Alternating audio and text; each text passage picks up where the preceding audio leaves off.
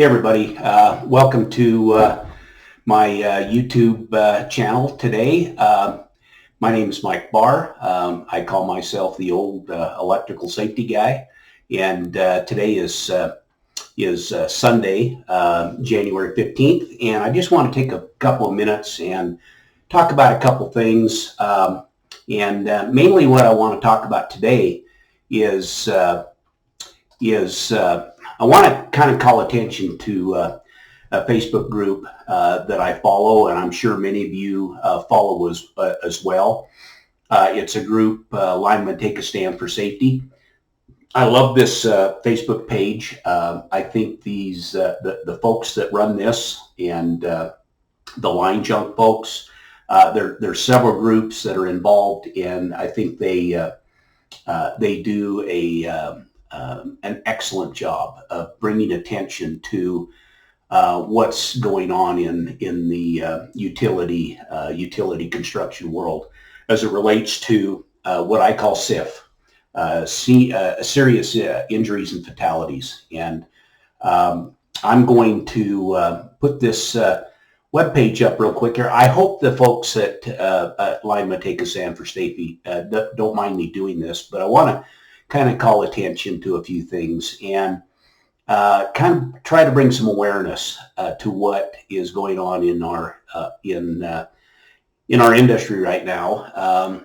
As many of you know, we just seem to have a lot of incidents that, frankly, most of us believe, of course, should not be happening.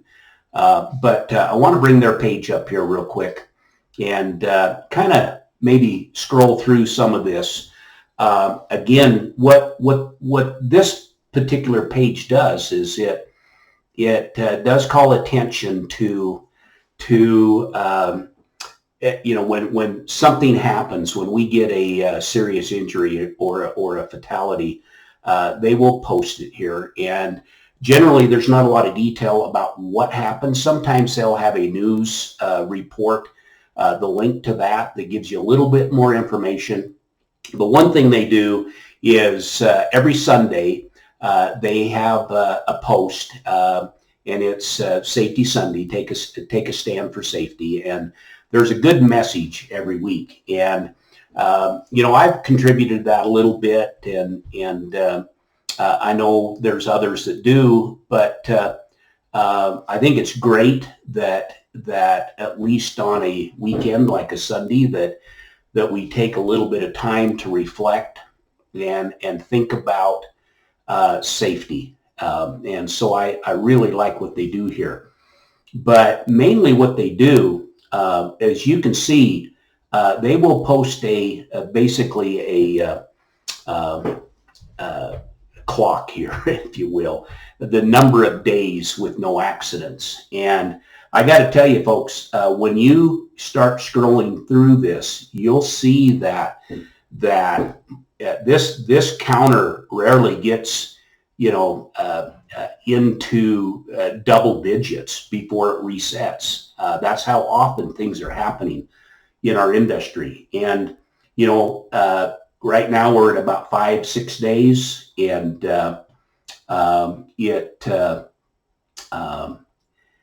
hopefully we'll keep rolling. But you can see that about 5 days ago, we had an individual that was electrocuted and life flighted. It indicated that he was stable. I don't know what the condition of this individual is now. I don't know all the details of what happened other than, he made contact. Here's another one where a tree fell on a bucket and someone was ejected from the bucket. And I think that he was, wearing proper fall protection. And there's another Safety Sunday. And we scroll down, and there's a GoFundMe page for someone that has been injured or killed. And then here's another recent incident. And here we've got a crew. We've got a guy that puts his bucket, or puts the tip of his digger derrick up into the line. And when I see these things, I wonder, I look at this and I wonder, okay, how do we have trained people, a trained crew, which most of these people that get involved in these incidents are well trained and have the experience, and they have the tools and the materials, they have the personal protective equipment, but yet these things still happen. So when I see this, when I see a crew that rolls out here, and you've got several assets sitting here, you've got a couple of bucket trucks, you've got this digger derrick, and I wonder, how is it that we got this bucket or the tip of this digger derrick up into this line? What took place prior to this? How well did their job briefing go over the dangers and the minimum approach distance? And how does the crew get out there and set this truck up and not discuss the things that I just talked, minimum approach distance, having a spotter, if the truck is going to be operated that close to a line, is it necessary? Should we have cover on that line? And again, well, where's our spotters? And, where's the ground for this truck? It seems to me, obviously, it wasn't grounded, or it wouldn't have burnt down. If it was grounded properly, we would have operated an overcurrent device, and people should have been safe for the most part. And it appears to me also that when this truck became engulfed in this fire and started to burn, the individual tried to get off the truck and was electrocuted. So a lot of things went wrong. So why is it, how is it that we keep having these things happen with trained, qualified people? And again, as you scroll through this, you'll see that it was only 11 days since that clock reset, and it just keeps moving, it keeps going. And again, as you go through this, you'll see that it's rare that clock gets too far into double digits before it resets. This happened back, of course, in December, just a couple of days before Christmas. And you've got this young kid that's not going home. So we've got to do better when it comes to the preventing this from happening. It's just happening too much, and again, we've just got to figure out a way to do better. And as you keep going, you'll see another one. Here's another accident, and it again just seems to basically be never ending. It just keeps rolling. So I don't have all the answers, but one of the things that I know that seems to be common amongst what's going on. If you look at our industry, of course, we are in that top 10 of the most what's considered the most dangerous jobs in America. We're in that top 10, about number 8. But guys, I truly believe we have the regulations, we have the procedures that, if followed, we wouldn't be dealing with this stuff. The individual they're trained, they're qualified, they have the materials, they have the personal protective equipment that they need. So we've just got to figure out a way to get people to step up and demand compliance. It just seems to me to be, I have a really difficult time understanding how a crew can roll up on a job and put a boom of a digger up into a line. Again, where's the where are the safety protocols? Where is the briefings and the discussion about how we're going to approach this work and keep that boom out of that line. And if I've got to operate that boom, if the task that we're doing requires me to operate that boom so close to that line that contact is a possibility, where are those precautions? Where's the cover on the line? Where's the spotters? And where's the ground for that truck? Were any of those things discussed? And it just seems to me that for some reason we just can't get rid of the complacency that seems to creep in to our work sites. And it happens to all of us, whether we're at home, whether we're at work. We just basically get into these complacent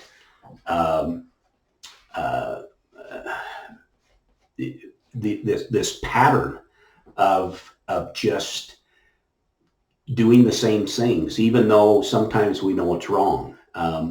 And as you go through these accidents, as I go through, and I've seen this my entire career, I've been doing this almost 50 years now.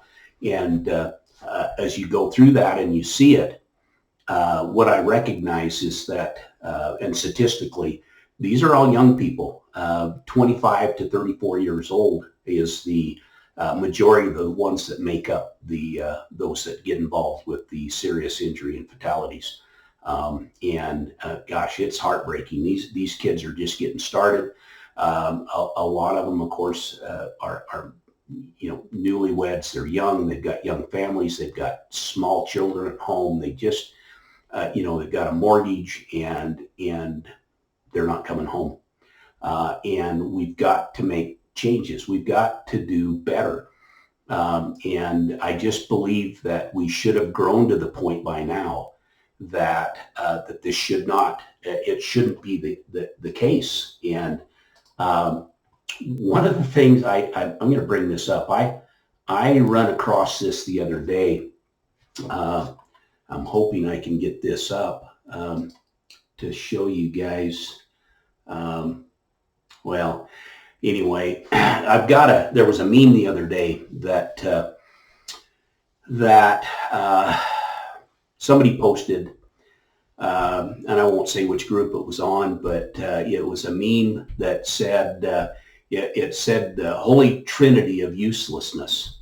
And it's got an engineer on the top, it's got the safety guy on one corner, and it's got human resources on the other. And basically what they talk about here is that these three the people that fill these positions are totally useless to them. And that's part of the problem. And look, I'm not going to disagree that sometimes there are, especially in the field of safety, that there's people out there that may not be best suited for that position for our type of work. And that could be a problem. And that's one area we got to look at. But when you've got a workforce that literally thinks that their safety guy is worthless, that could be an issue. That could be one of the issues. There's a lot of moving parts here, and there's a lot of things that we've got to address. But again, I think that's just one of them. So again, guys, when you look at all these things that are happening, current regulations that we have, I believe, will protect the lineman in almost every situation. And now, look, there may be some exceptions to that, but I think that for the most part, we can protect most the lineman in almost any situation, especially when it comes to contact. And if you look at all the things that are happening, most of the time they're all going to fall into what we call the fatal four. It's either going to be electrical, it's going to be falls, it's going to be caught between, or it's going to be struck by. And there's ways to prevent these things. We have procedures, we have the rules, we have the protective equipment, we have the means to stop this from happening. And I truly believe that if we can ensure that the employee, once they understand what the rules are and they follow these rules, we'll eliminate this. But it takes a team effort, and everybody on the job has to be, has to have that mindset that compliance is not it's not an option.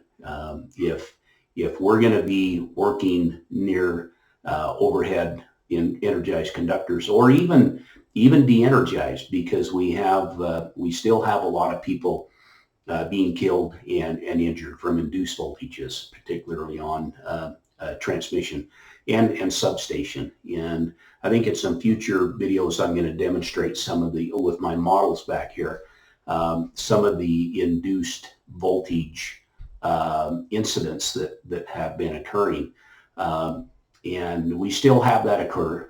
Grounding is still, a big factor. And there's still a lot of people out there working that don't really truly understand induced voltages. And we got to get people to start, especially when it comes to grounding, we got to get people to start thinking electrically and not mechanically.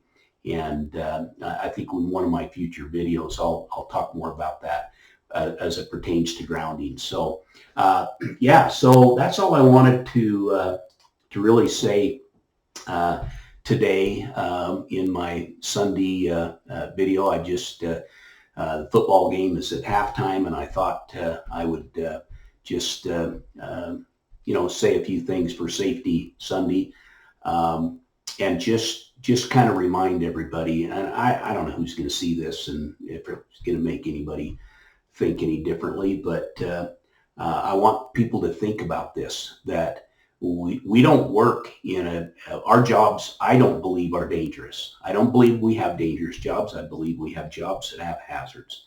And if we address those hazards correctly, and we follow the procedures that have been established, and we wear the personal protective equipment, we're going to be safe.